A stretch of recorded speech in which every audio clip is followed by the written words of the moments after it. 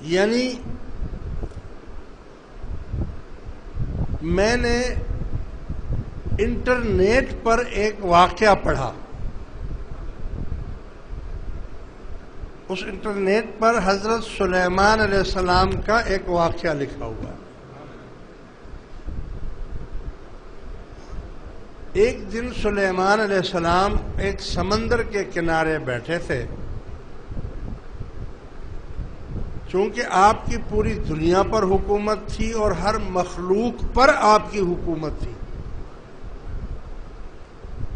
جانور ہوں، جنات ہوں، پرندے ہوں، درخت ہوں، پہاڑ ہوں، پانی ہو، ہر چیز پر آپ کا حکم چلتا تھا.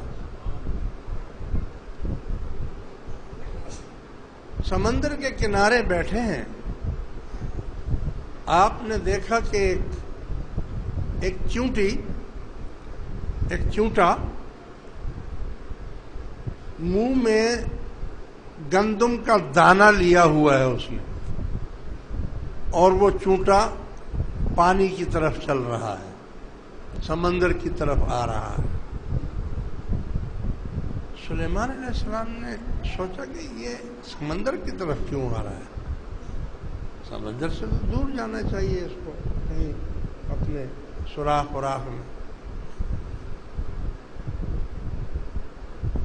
تو دیکھا کہ ایک مینڈک پانی میں سے نکلا.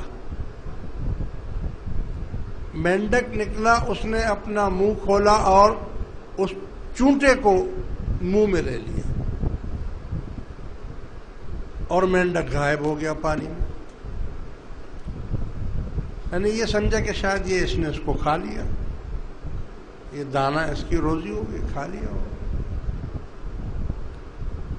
میں کافی دیر تک دیکھتا رہا کہ یہ مینڈک دوبارہ نکلے تو میں اس سے بات کروں، پوچھوں.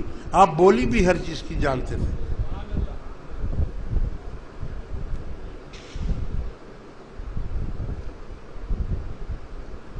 کافی دیر بیٹھنے کے بعد دیکھا کہ کچھ دیر کے بعد وہ مینڈک باہر نکلا، اور اس نے ایسے کیا تو چونٹا اس میں سے باہر نکلا اور دانہ نہیں تھا.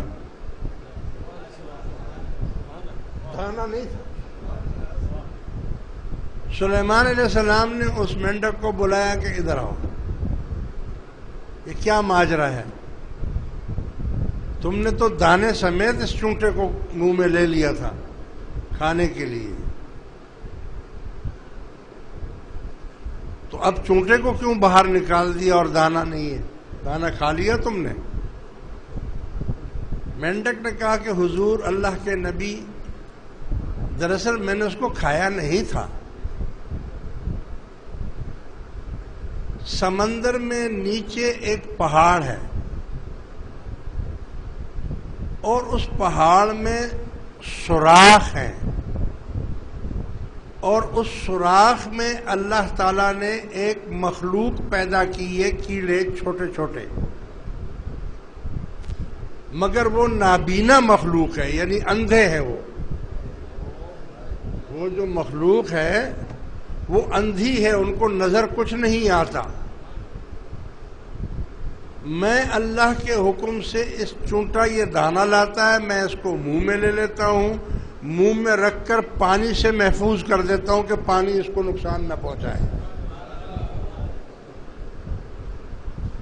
نیچے جاتا ہوں اس پہاڑ پر، اس پہاڑ میں جو سوراخ ہیں ان سوراخوں کے پاس میں اس چونٹے کو چھوڑ دیتا ہوں.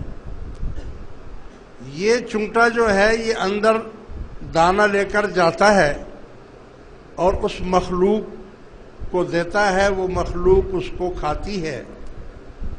یہ پھر واپس نکلتا ہے، میں اس کو پھر منہ میں لے لیتا ہوں، پانی سے بچاتے ہوئے پھر اس کو میں باہر لے آتا ہوں، اور پھر میں اس کو باہر چھوڑ دیتا ہوں. کیا شان ہے اس پروردگار کی، اس کی حکمتیں، اس کی قدرت.